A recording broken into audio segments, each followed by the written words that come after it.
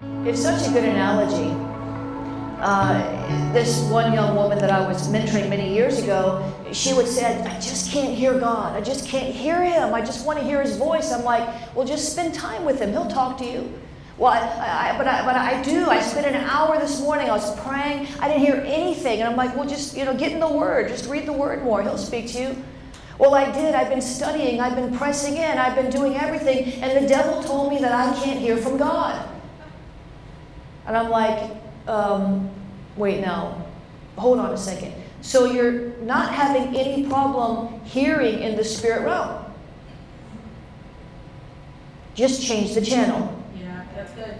You have to understand, if the enemy is speaking, and listen, the enemy speaks to us in many ways, doesn't he? He speaks to us also in a still small voice, a whisper, a suggestion, a subtle expression. He speaks to us through emotions. It's just a stirring in our emotions. Sometimes he speaks to us through billboards on the highway. He's tempting us. He's luring us to do something we ought not do. So the enemy speaks in many ways as well. He speaks through vain imaginations. He speaks through nightmares. He speaks through other people all the time.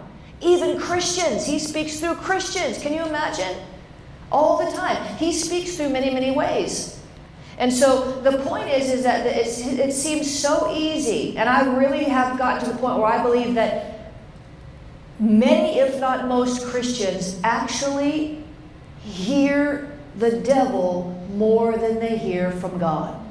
And I think that they may think it's them. I don't know that they discern that it's the enemy. I'm not sure they've caught on that, wait a minute, that's not me, that's the devil. Because the devil speaks to you many times in first person. He'll say, I am no good. Or I won't be able to pay my bills. And you think it's you. You think it's just a worry or a concern of your heart. When in reality, it's the enemy injecting his poison into your soul through the realm of your imagination so that you can get an agreement and prophesy his will over your life. And so I believe that most Christians are hearing from, or at least many, are hearing from the enemy more than they're hearing from the Lord. But if you would just press past that. See, it's almost like, let me give you an analogy. I just realized yesterday or a couple days ago, my father speaks in analogies all the time. He did the whole time I was growing up. And people always say, you have always such on-the-spot analogies. Like these analogies just come to you. Like, did you write that in your notes or did you? But no, they just come to me because I got that impartation from my father. But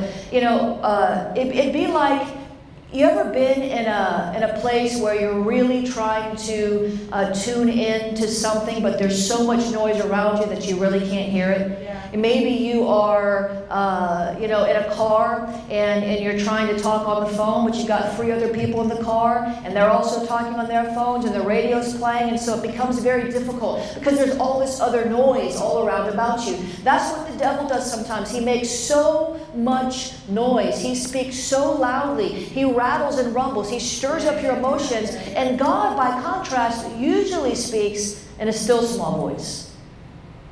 It's like, it's just a very... Now, God can thunder. God can boom. There's a whole song that speaks of the voice of the Lord, like thunder and lightning and all these things. But most of the time when he's speaking, he's just gentle. He's just talking just like this. Whereas the devil is loud and obnoxious and swirls around and about. So this is a real issue that we need to understand. We've got to tune out all the noise.